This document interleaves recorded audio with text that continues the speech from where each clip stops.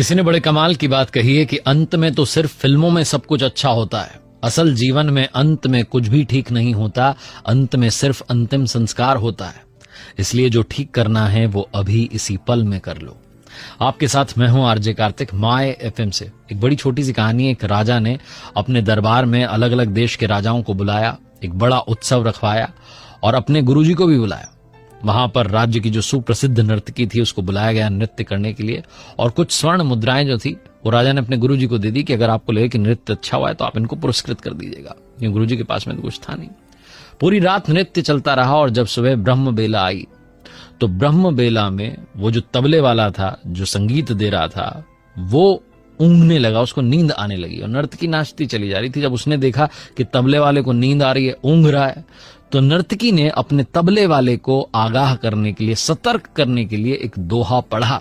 और दोहा ये था, घणी गई थोड़ी रही, या में पल पल जाए, एक पलक के कारणे यूं ना जन्म गमाए, एक पलक के कारणे यूं ना कलंक लगाए। ये उसने वो दोहा पढ़ा और जैसे ही उसने दोहा पढ़ा वो तबले वाला जो था सतर्क हो गया। वो फटाफट जो है अपने वापस से संगीत की अवस्था में आ गया, बजाने लग गया। और जैसे ही उसने दोहा पढ़ा, जो राजकुमार था वो दौड़ के आया, राजा का जो बेटा था, युवराज था, उसने आकर के अपना जो मुकुट था उस नर्तकी के चरणों में रख दिया, बोला ये तुम्हारे लिए मेरी ओर से। वहीं पर राजकुमारी बैठी हुई थी, राजा की पुत्री बैठी हुई थी, वो दौड़ के आई और एक हार नर्तकी को दे दिया। गुरुजी दौड़े और जाकर के जितने सिक्के थे सोने के उनके पास सब दे दिए, स्वर्ण मुद्राएं दे दी कि लो भैया सारा तुम्हारा।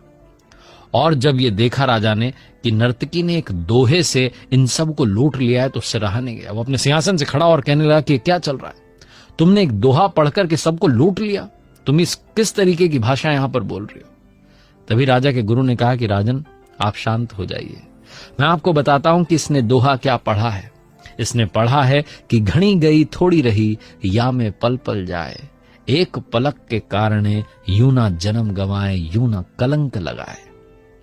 इसके दोहे ने मेरी आंखें खोल दी, इसलिए मैंने सारी स्वर्ण मुद्राएं इसको दे दी।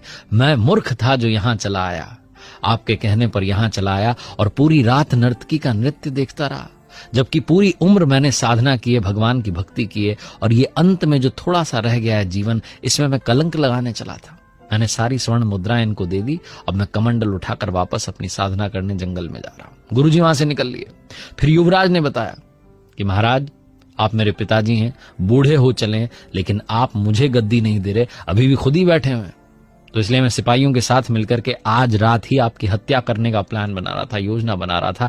लेकिन इस दोहे ने मेरी आंखें खोल दी कि घणी गई थोड़ी रही, आज नहीं तो कल मुझे सिंहासन तो मिलने ही वाला है, मैं अपने ही पिता की हत्या का कलंक अपने माथे क्यों लूं। इसलिए मैंने विचार त्याग दिया और अपनी ओर से मुकुट इनको दे दिया। तभी राजकुमारी बोल पड़ी कि पिताजी मेरी उम्र हो चली है शादी की और आप मेरा विवाह नहीं करा रहे हैं, आज ही मैं आपके महावत के साथ भागने वाली थी, लेकिन इस दोहे ने मेरी आंखें खोल दी, घणी गई थोड़ी रही, थोड़ा सा जो है समय बचा है, पिताजी आज नहीं तो कल शादी कराई देंगे। जब राजा ने ये सब सुना तो राजा ने कहा कि बेटा मैं तुम्हें अभी इसी पल इस राज्य का अगला राजा घोषित करता हूं, और बेटी से कहा कितने सारे राजकुमार आए हुए हैं, अपनी पसंद के राजकुमार के गले में वरमाला डाल दो।